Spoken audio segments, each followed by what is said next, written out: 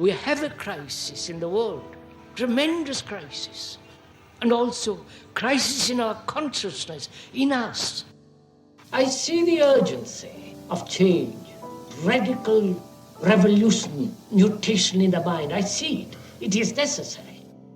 There is complete quietness of the mind, and that which is silent has vast space. Only then that which is nameless comes into being. This is Urgency of Change, the Krishnamurti podcast.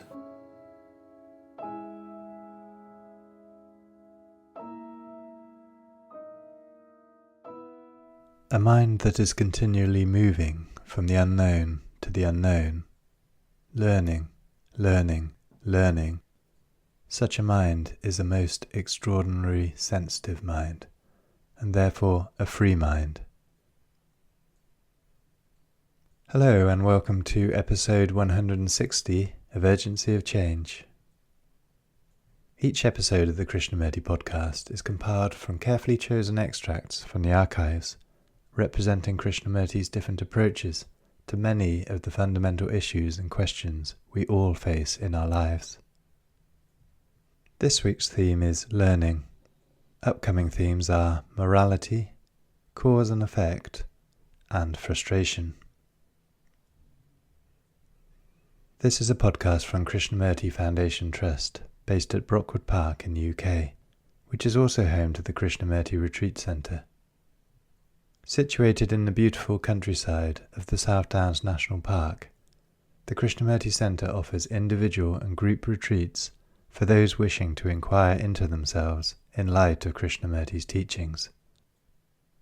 Please visit krishnamurticentre.org.uk for more information. You can also find our regular quotes and videos on Instagram, TikTok and Facebook at Krishnamurti Foundation Trust. If you enjoy the podcast, please leave a rating or review on Apple Podcasts, which helps our visibility. This week's episode on learning has 4 sections.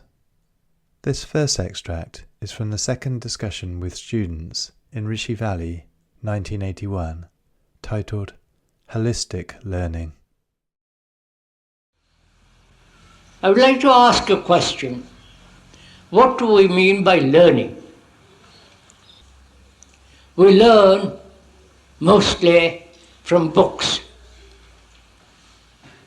printed word,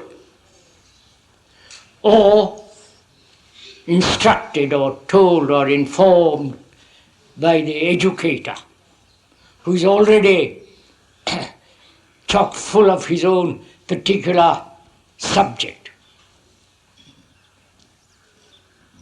We learn through hearing, seeing, and also we learn, if I may use the word, through our heart, which is affection, sympathy, generosity. So there are several ways of learning about life, which is a very complex process. And most schools and most educational institutions are concerned only with book knowledge. And that knowledge limits our minds, our brains.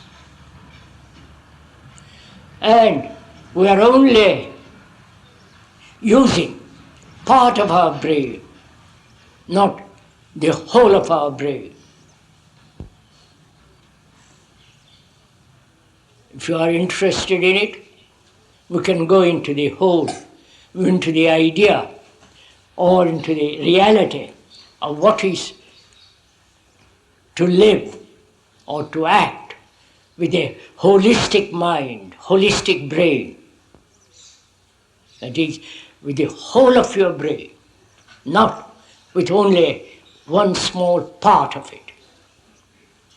The small part of it is the accumulated knowledge called learning, from experience, from books, from incidents, from observation, and so on. So learning, apparently, as is now being taught or learned, is limited to a particular subject, to a particular field, scientific, biological, and so on. So is there a learning which is not restricted to a particular point of view? Is there a learning which is not only with the eyes, but also with the hearing,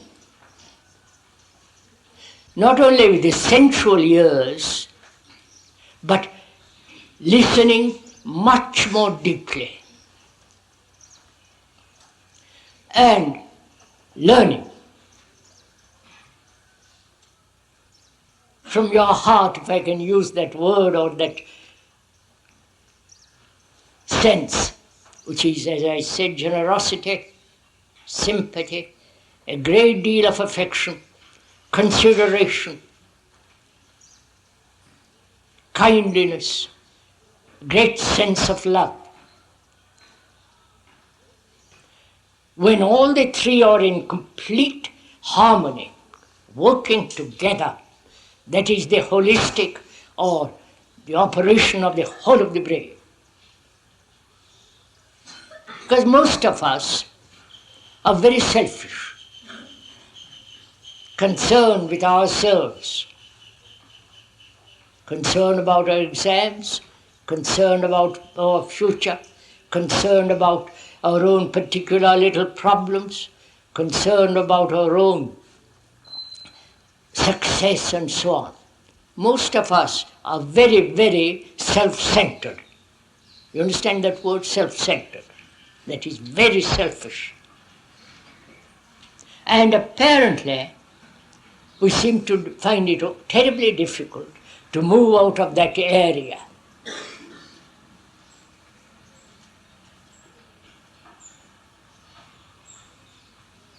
Surely, education is not only concerned with the so-called academic side, but also is concerned with the whole development of man, which is your heart, your hearing, your seeing, and learning about yourself,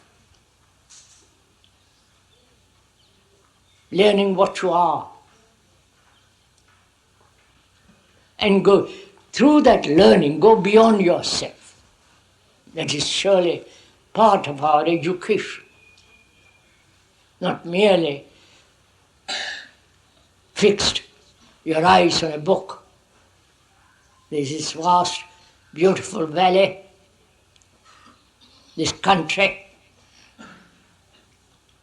seeing what is happening in this country. Corruption seems to be the way of life, where tribalism is growing more and more, separatism, south against the north, the east against the west, and so on. Learning about what the government is, learning about the way you act, the way you think, the way you live. So all that is part of our learning. And nobody can teach you how to learn about yourself. The psychologists, the psychiatrists, and the philosophers have pointed out what you think you are. So if we follow them, you are following not what you are, but what they think you are. I hope this is clear. So, education is really basically to learn about yourself and your relationship to the world. Your relationship to your brother, to your wife, to your husband, to your sister, to your neighbor, and so on. Because if we don't learn to understand our relationship with each other, we cannot possibly create a new society. And that's part of our education. But also, part of our education to see that we are good human beings. We explain what that word means.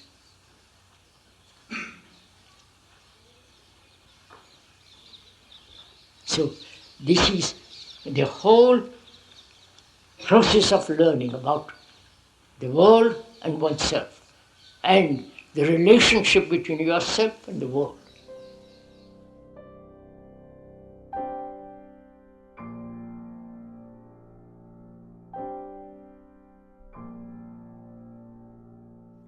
The second extract is from Krishnamurti's first talk in Madras, 1969, titled, "In Learning, There is No Authority."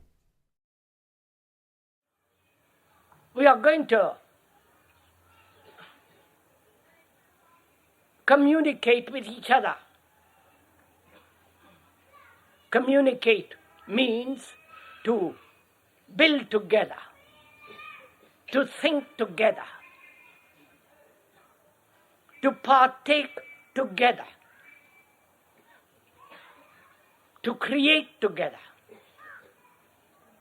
That is the meaning of that word, communicate. And so, we are going to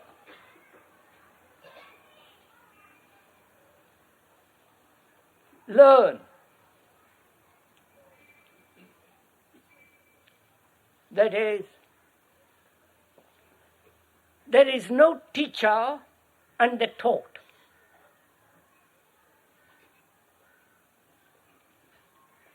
Because that implies you, the taught, be informed, and the speaker teaches. There is neither a teacher nor a pupil, but only learning. Together, we're going to learn.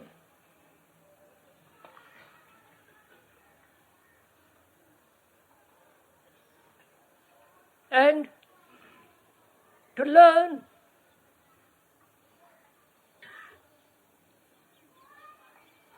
one must have the capacity to hear. Not only to what the speaker is saying, but also to listen to your own responses to what he is saying. We are both of us going to learn. And that act of learning itself brings about its own discipline. The word discipline means to learn, not to conform, not to obey, not to comply, accept, or deny, but to learn.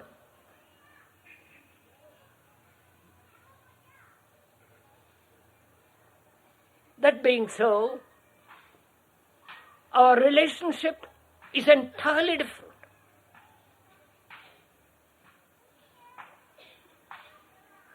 We are going to learn together.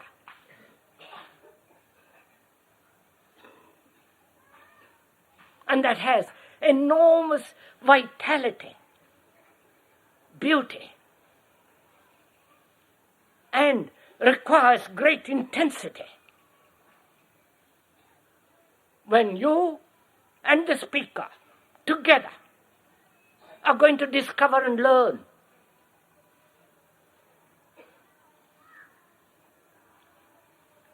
so you have to be not only free to listen, attentive, eager, intense, and passionate to find out. You can't just sit there and be told what to do or what to think, because it's not a propaganda. We're not out to convince you of anything.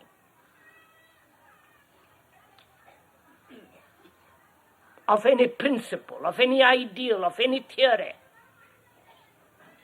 or a new conceptual way of living.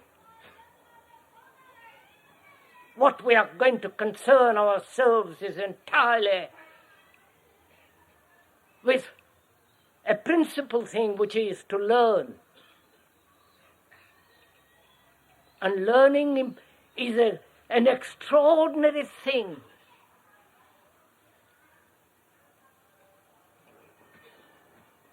Because learning implies a mind that is free to find out, free to inquire,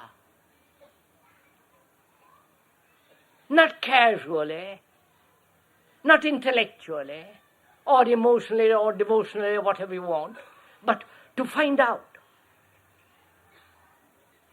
To find out about this enormously complex life.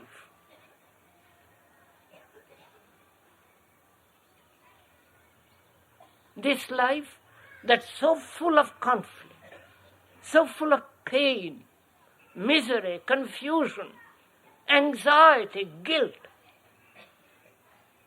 Life that's so violent. That's your life.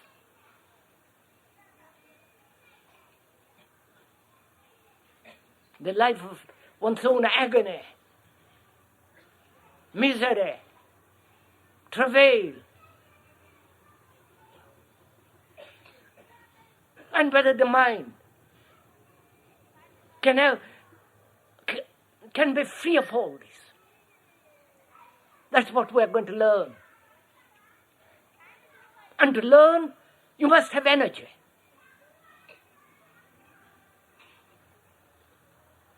You know, if you want to learn any language or any new technology, you have to give your mind and your heart to it completely.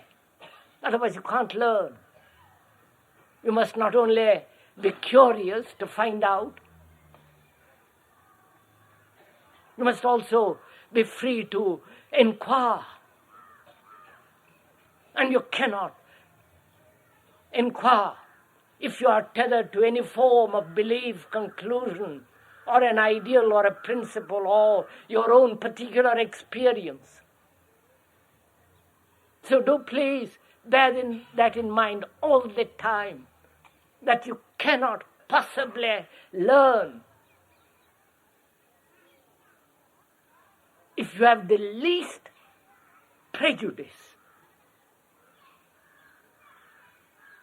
If you have come to any conclusion, or if your past knowledge is directing you how to learn. Learning means a free mind to inquire. And therefore, inquiry is not only intellectually, but with your heart. Therefore, our relationship is not that of a teacher and a disciple, which is terrible. which has destroyed this country.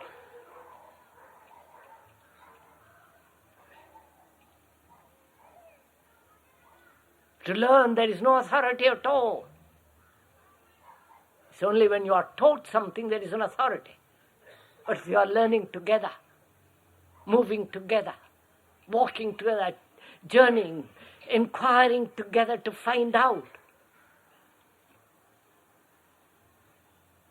then you put aside all your prejudices, your conclusions, your concepts, your desires, but just to observe and learn. Learn not according to your temperament,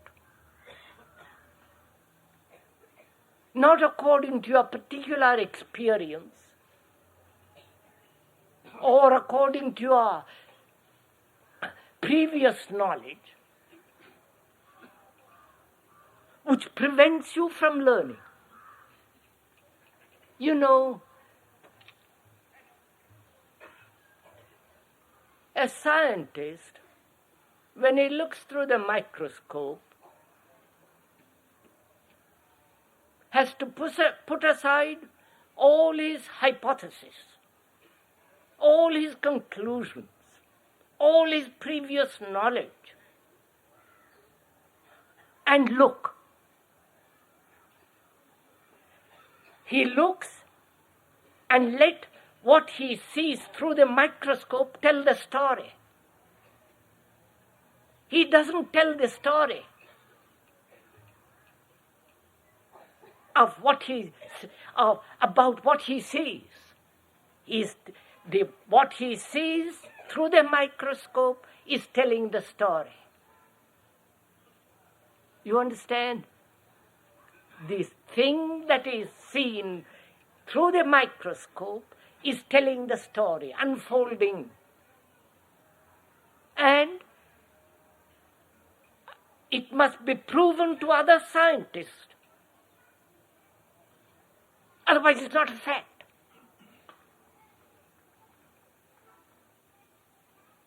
Other scientists must see through the microscope, discover the same thing, test it, and therefore there is no agreement or disagreement. There is only seeing what exactly is.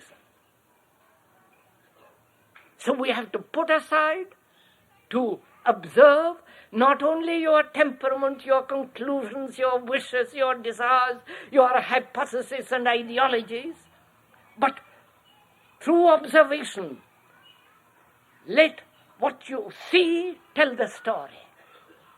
Right? Is this clear?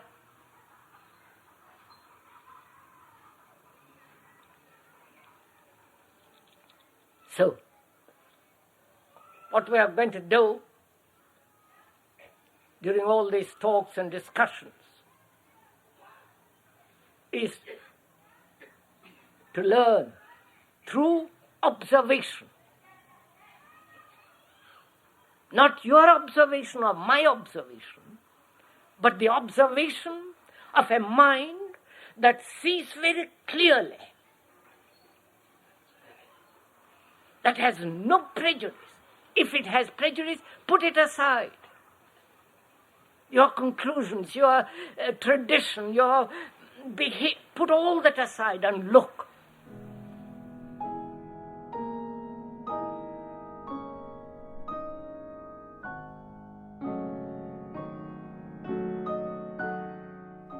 The third extract is from the third talk in New Delhi, 1964, titled Learning is Never Accumulative.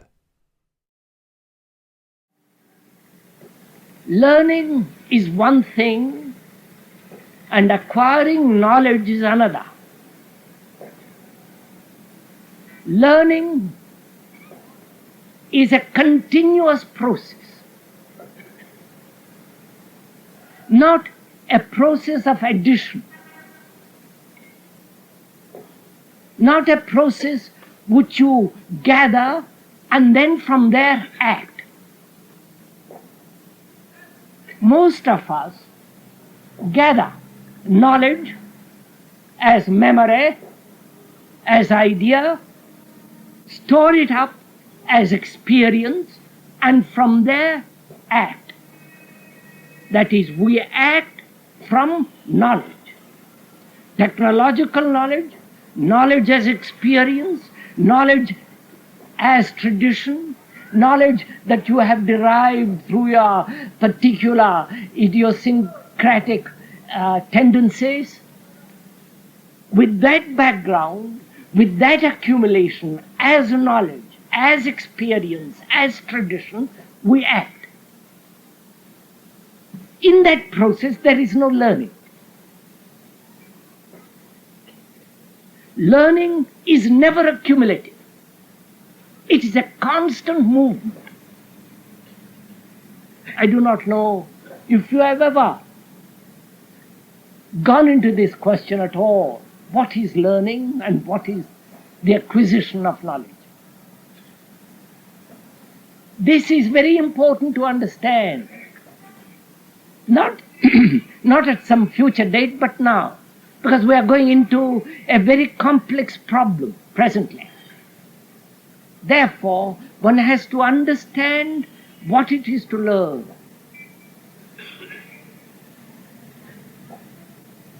Learning is never accumulative. You can't store up learning and then from that storehouse act. You learn as you are going along. Therefore, there is never a moment of retrogression or deterioration or decline.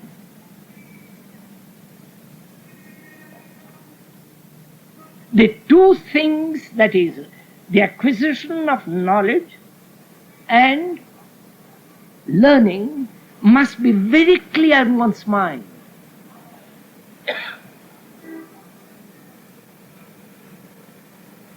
Because what we are going to do together this evening is to learn, not acquire knowledge. Because we are going to learn together about something which we think we know, but we don't know.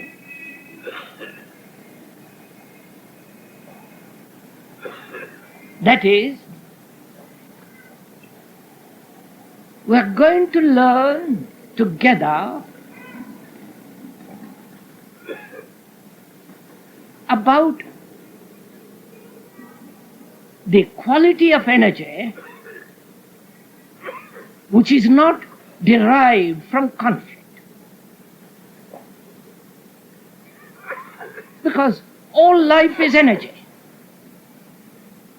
And the only energy that we know has a motive, is the outcome of friction or conflict or a drive towards a particular end.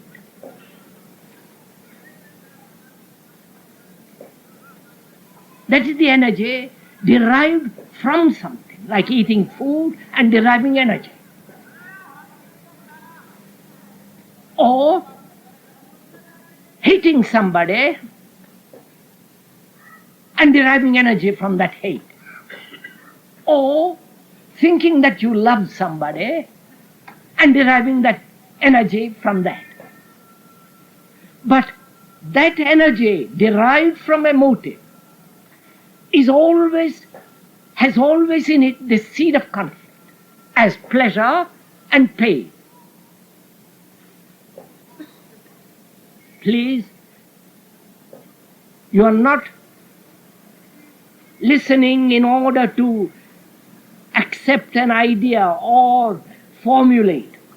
We are taking the journey together in inquiring what is this energy which alone can dissipate all our problems, our conflicts, and our disease of the mind.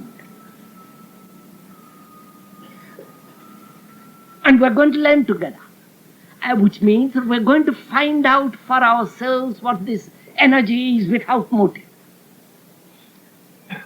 And therefore, an energy which is not the outcome of any conflict or of any environment. It is by itself, and therefore tremendously vital and creative, and has the potency of dissipating every form of illusion, sorrow, and confusion.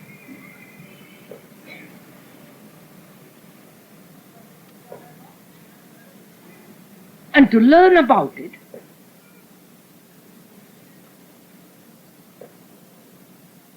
one has to understand. I mean by that word understand, not verbally or intellectually. One has to understand, feel one's way into the question of learning without idea.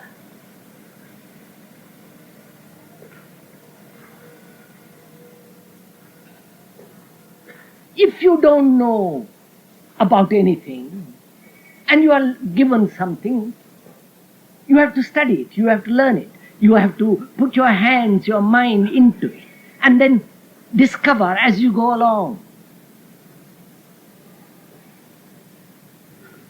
We think we know,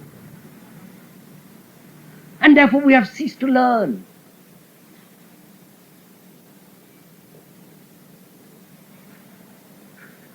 Whereas learning being not a process and not an additive process, one has to approach this learning quite differently.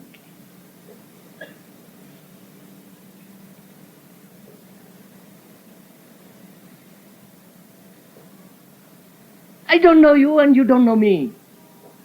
You have ideas about me, and I have ideas probably about you. But ideas is not learning about you or learning about me. And to learn about you and you to learn about me, you must have a fresh mind, an inquisitive mind, a critical mind, a mind that doesn't accept or reject. You're learning. And therefore, there is never a judgment. There is no evaluation. You are learning. Therefore, your mind is always attentive and never accumulative. Therefore, from which you judge, you evaluate, you condemn, you compare. I hope I'm making myself clear on this point.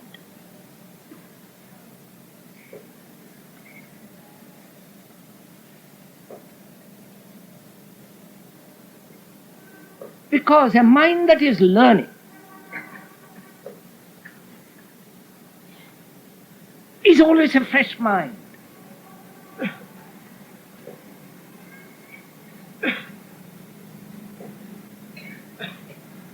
Is always an inquiring mind. Never a comparative mind.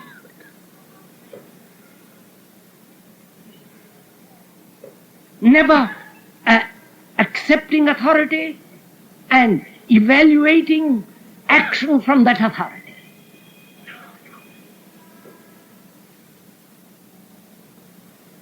Therefore, such a mind is young. And therefore, such a mind is innocent, fresh. There is always learning.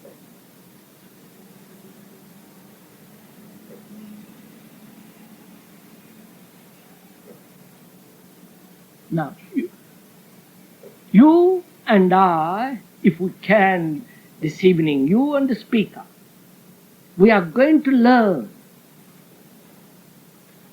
and therefore not judge, evaluate, accept, deny, or create a pattern of ideas from which to act or to learn.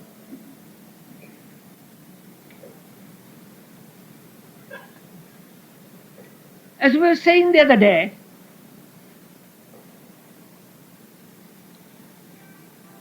all our life is conflict.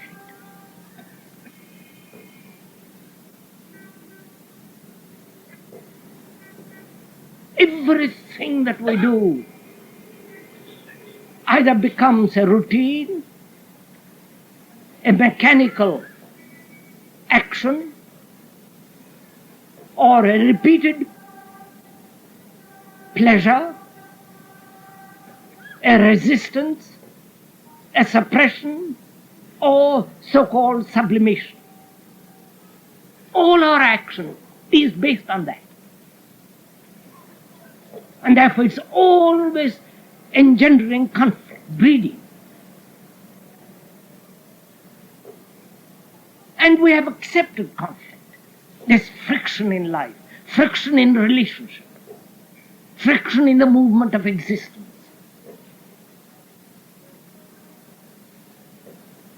And we say that is inevitable, and let's make the best of it.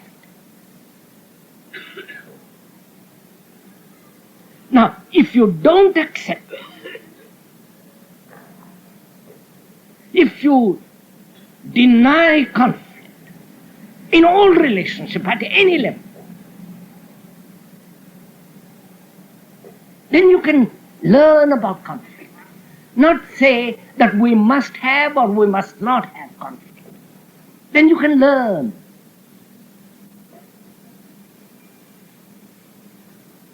And you cannot learn if you are judging conflict from that which you have already experienced, known as knowledge. Therefore, a mind that is learning is never in a state of experiencing.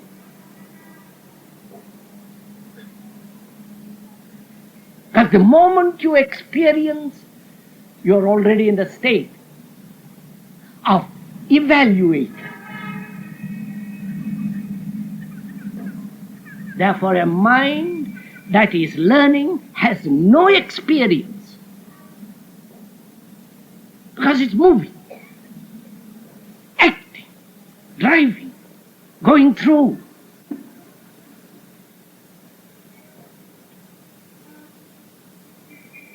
So a mind that is actively learning every minute, learning not only about itself, but about everything in life about you. Like a child that looks and asks and demands, never satisfied.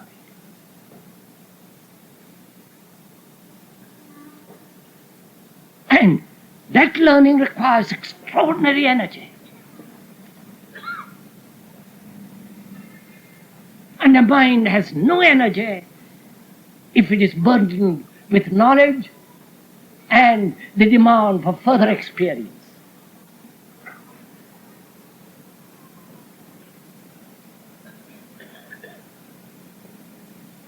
Now, learning implies discipline.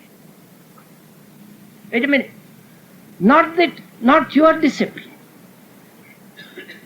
which is suppression, control, conformity, the brutality involved in it. That is the accepting of an ideal as a pattern and trying to conform to it, forcing your mind, your being, your body, everything to conform. That's what we generally call discipline. Like a soldier who is drilled, night and day drilled, so hard that he is nothing but mechanical entity with a straight spine and no head at all. Don't laugh, please, that most of us are that way. Only we do not know that we are society, environment, education. Every day of existence is forcing us to conform to a pattern, to a religious, social, or economic pattern.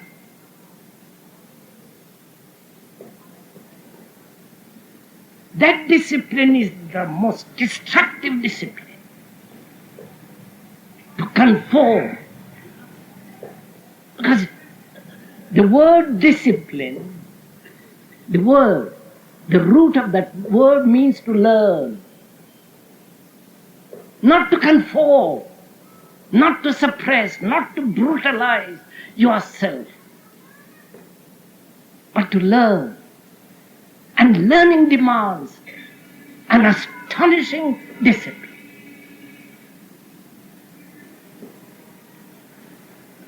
Not the discipline of acceptance, not the discipline of authority.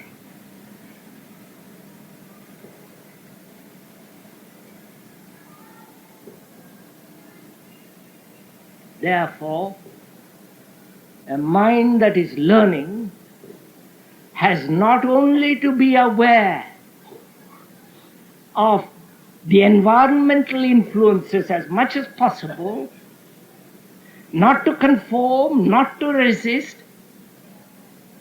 but to be aware of its own tendencies, of its own qualities, of its own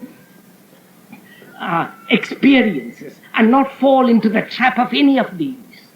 That demands attention. You know, a boy at school in a class wants to look out of the window. The bird is flying by. There's a lovely flower on the tree. Someone goes by. His attention is taken away from the book and the teacher tells him to look back. Concentrate on the book. And that's how most of our life is, that we want to look, but society, economy, religious doctrines force us to conform. And therefore we lose all spontaneity, all freshness. So the discipline of learning is something entirely different from the discipline of acquiring knowledge. You need to have certain discipline when you are learning, when you are acquiring technological knowledge or any other knowledge. You have to pay attention, give your mind to something particular, to a specialized subject. And that entails certain discipline of conformity, of suppression, of all the things that are happening in the world through discipline. Now the discipline which we are talking about has nothing whatsoever to do with the discipline of conformity to a pattern. Please understand all this, because we are going into something very, very fundamental. And without understanding this, you won't be able to comprehend that thing which we shall talk presently.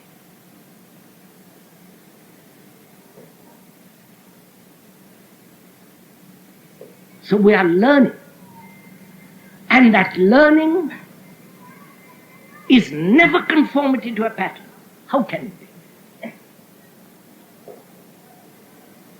Whether the pattern laid down by the Buddha, by Christ, by Shankara, or by your own pet guru, it has nothing whatever to do with all that. That is too silly.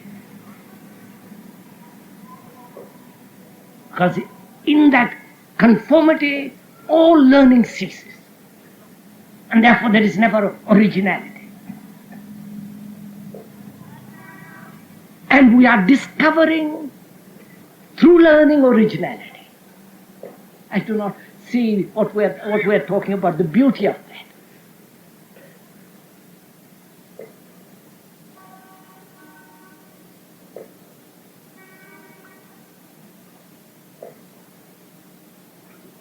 So, learning, watching, looking, seeing, listening, which are all parts of learning, because if you do not know how to listen, you cannot learn. If you do not know how to see a flower, you cannot learn about the beauty of that flower.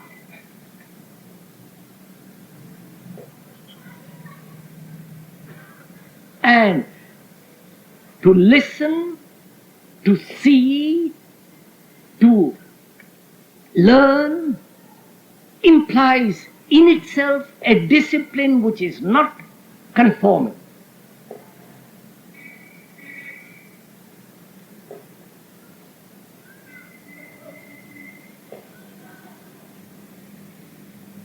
If that is very clear, we are going to go into something now which demands this act of learning.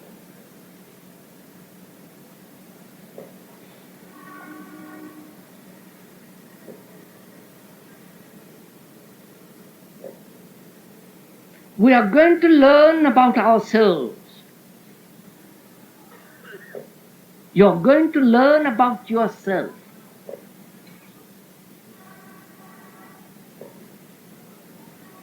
You cannot learn about yourself if you assert that you're God.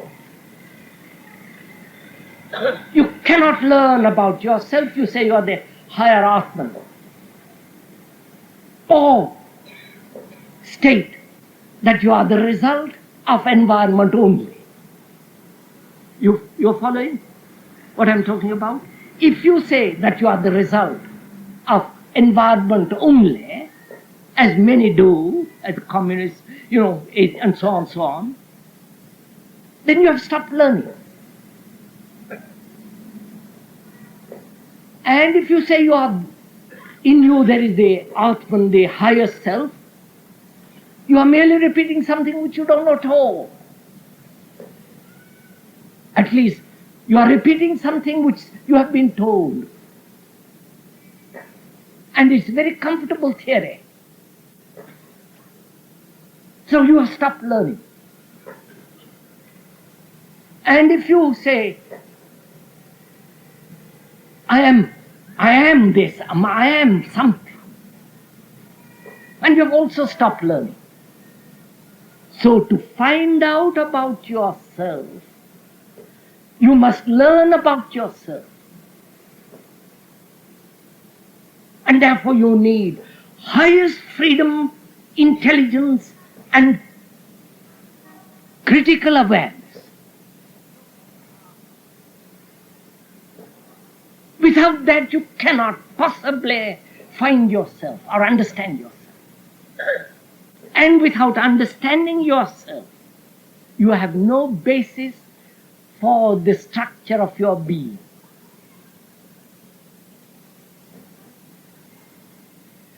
You might have lots of thoughts, conflicts, pain, pleasure, and all the rest of it. There is no foundation.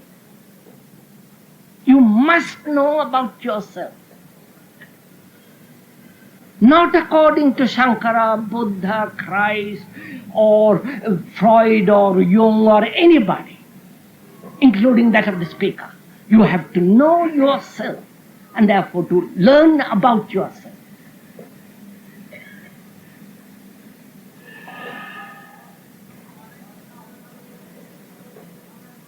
Therefore, to learn about yourself, all previous knowledge about yourself must come to an end,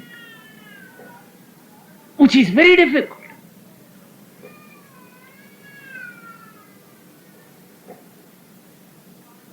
Because you say, I am ugly. That very word ugly has the connotation of tradition.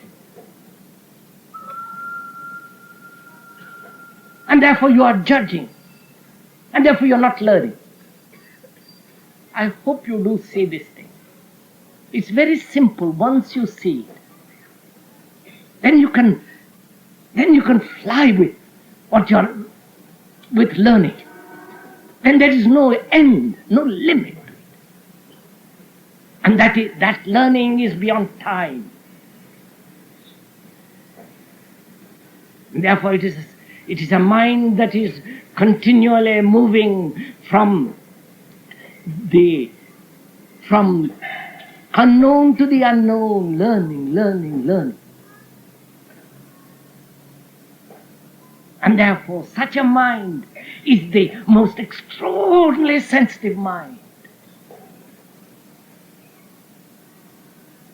And therefore, free mind. So, we are going to learn about ourselves. And to learn, as we said, there must be no evaluation, naturally. When you evaluate, you judge from that which you have already acquired as knowledge. And when you see yourself as you are, you either condemn, approve, or reject. Therefore, you're not learning about yourself. Now, if you're learning about yourself, you, the body, the nerves, the responses of the nerves, the memories, the various qualities, tendencies, the hopes, the fears, the despairs, the agonies, the anger, the lusts, sexual demands, the hope to find something eternal, all that. You are all that, which are all ideas.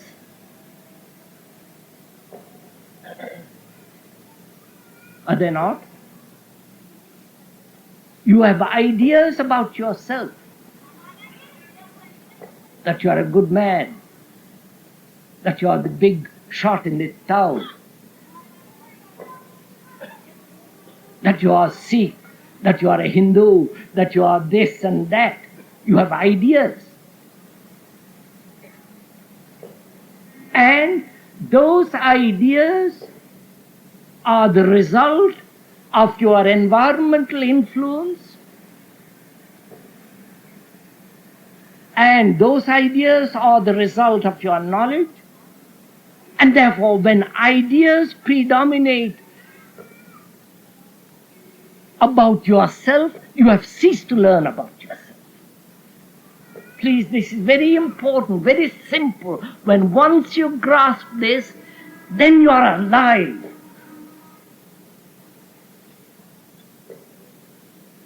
Then tradition, chakras, they can all be thrown aside. Then you become a human being, free to find out, free to inquire, free to learn.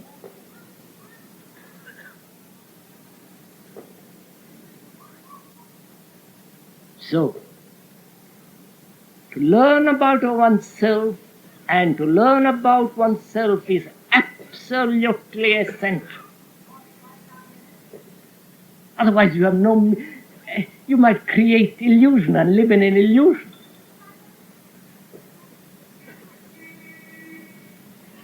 To learn about yourself is the first intelligent action of a human being.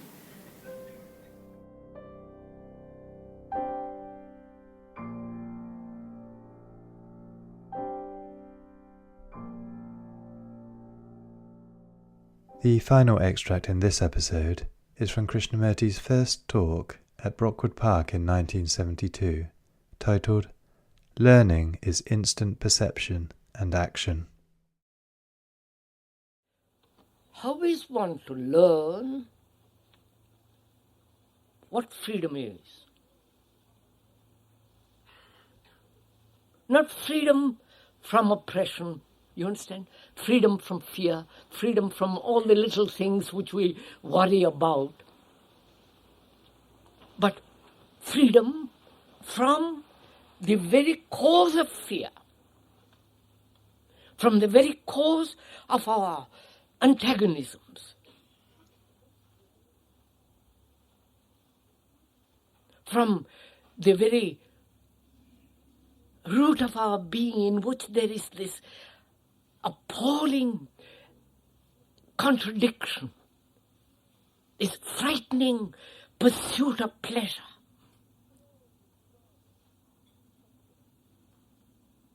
And all the gods that we have created, with all their churches and priests and, all the rest of the business.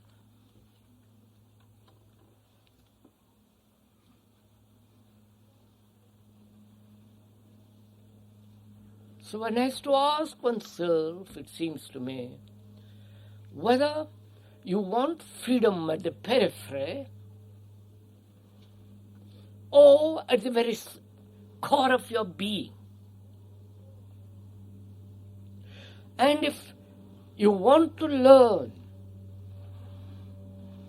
what freedom is at the very source of all existence, then you have to learn about thought.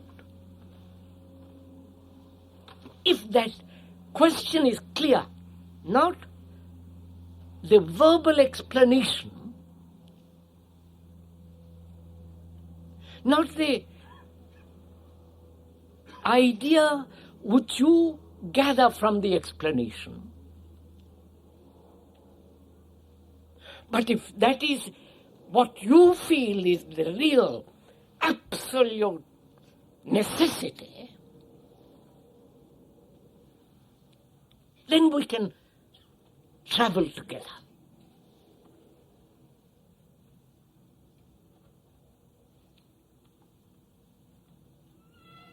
Because if we could understand this, then all our questions will be answered.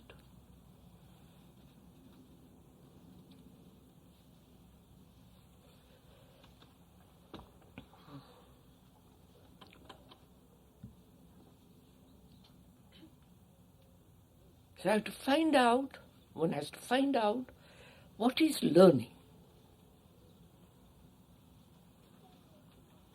I want to learn whether there is freedom from thought. First, not how to use thought. That'll come, that's the next question. But can the mind ever be free from thought? What does this freedom mean?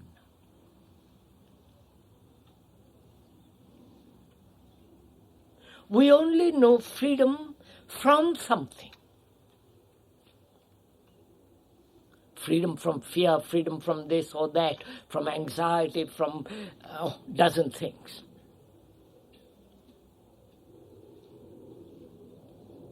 And is there a freedom which is not from anything, but freedom per se, in itself?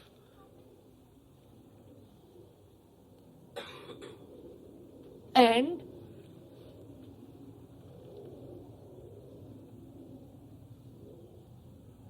in asking that question,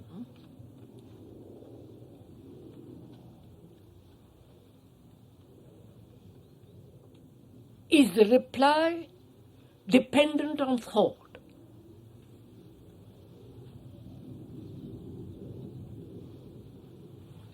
Or freedom is the non-existence of thought?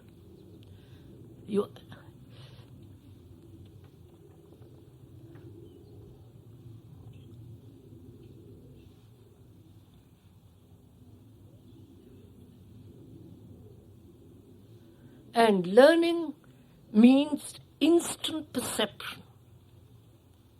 Therefore, learning does not require time. I don't know if you see this. Please, this is really fascinatingly important. I don't know, I get it. Sorry.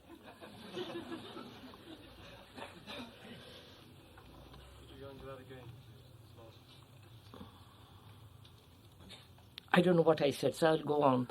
We'll talk about it.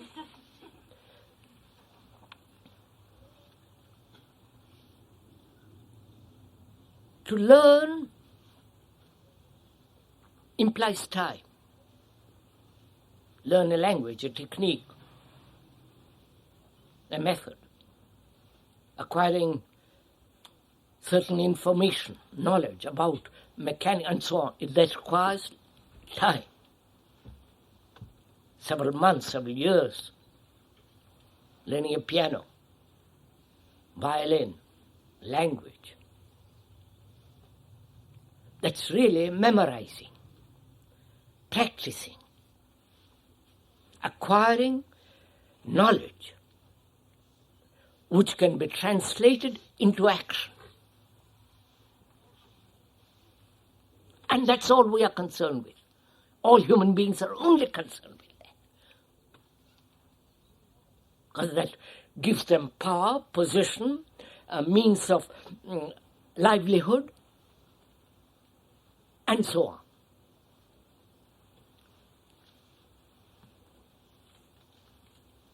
And I say to myself,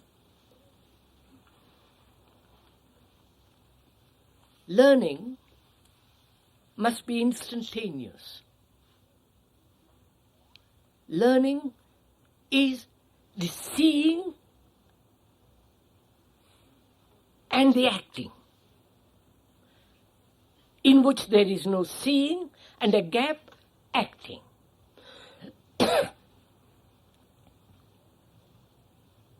That is, time is required to learn a language.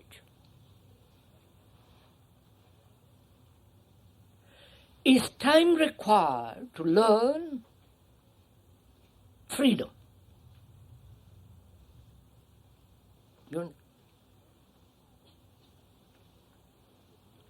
Is time required for the mind to see that as long as it functions within the pattern of thought, there is no freedom?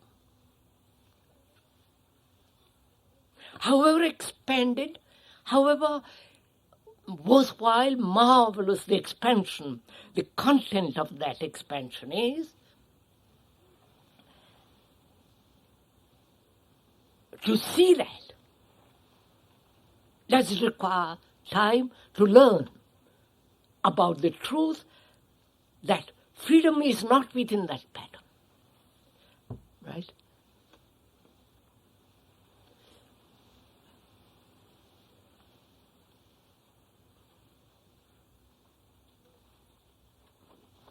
That is, are you going to take time to see the truth of that?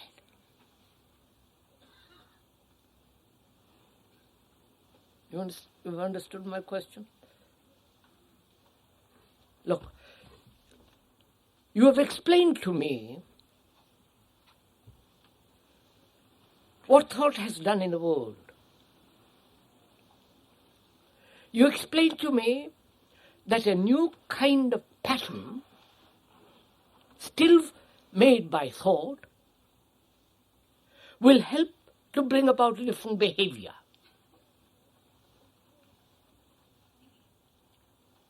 And your explanation and my acceptance of that explanation, the logical process of it, the verbal communication, the reference to all the words you have used which are familiar to me, all that takes time. Right? And at the end of that, mind is still not free. It's still within that pattern. Are we following it? And you tell me to learn what freedom is instantaneous. It doesn't require time. Time is thought. And don't use thought to understand freedom at all. So I say to myself, what are you talking about? I don't understand. Because I have only one instrument, which is thinking. And I've used it wrongly, rightly, mischievously, or noble, but that's the only instrument I have. And you tell me, put that instrument aside.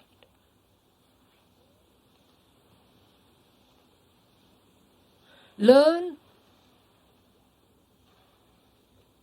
not about the activities of thought, which you already know, but learn, which is instantaneous, how to look, how to learn what freedom is without time. I wonder if that means. Are we following each other, or am I talking Greek?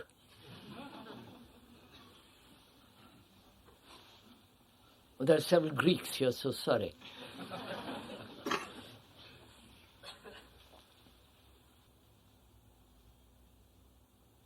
You understand my question?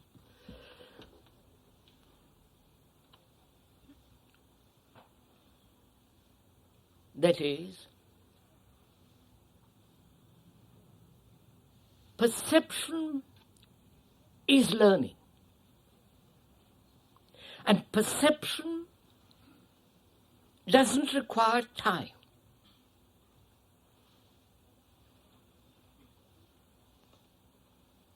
And time is basically the movement of thought. And through thought, you cannot learn what freedom is.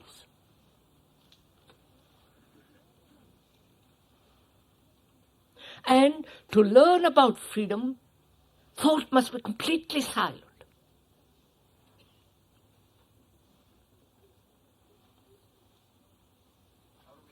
Wait, just listen, not how. You see, the moment you say how, then you want a method, as a practice, but you're still within the pattern of thought.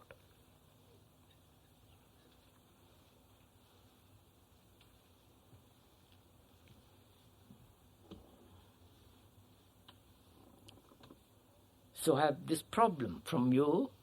See, thought has its right place. Otherwise you and I couldn't communicate with each other.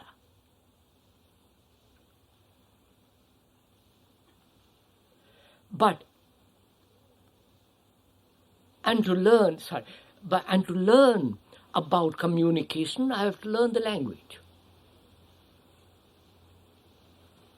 And since you and I both know English, we can communicate together, and to learn English takes time.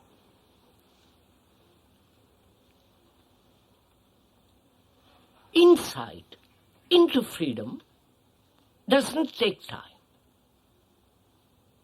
And you cannot have insight into freedom if there is the operation of thought or the movement of thought which says, I must understand what freedom is. Right? So there is this problem then. How am I, who am used to thinking, and the only instrument I have, and I've been educated, brought up to think, all my conditioning, all my existence is based on that. All my relationship is based on the image which thought has created. And you come along and tell me,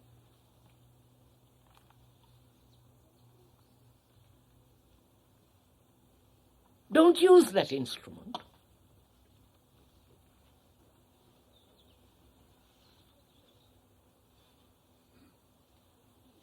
But look, perceive, learn, have an insight. And then you say, how am I to have an insight if my mind is so heavily conditioned, so burdened with all the things of thought? How am I to be free of that in order to see the other? right? You have put the wrong question.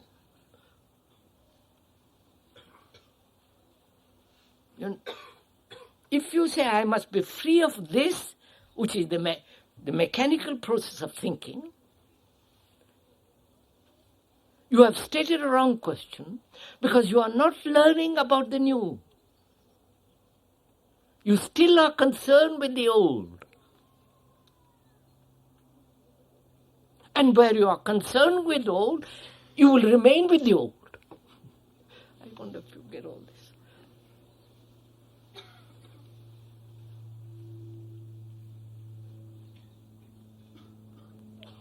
So the real question is, can the mind, knowing the whole content of the old, not be concerned with it now, because we are inquiring into something of a totally different dimension.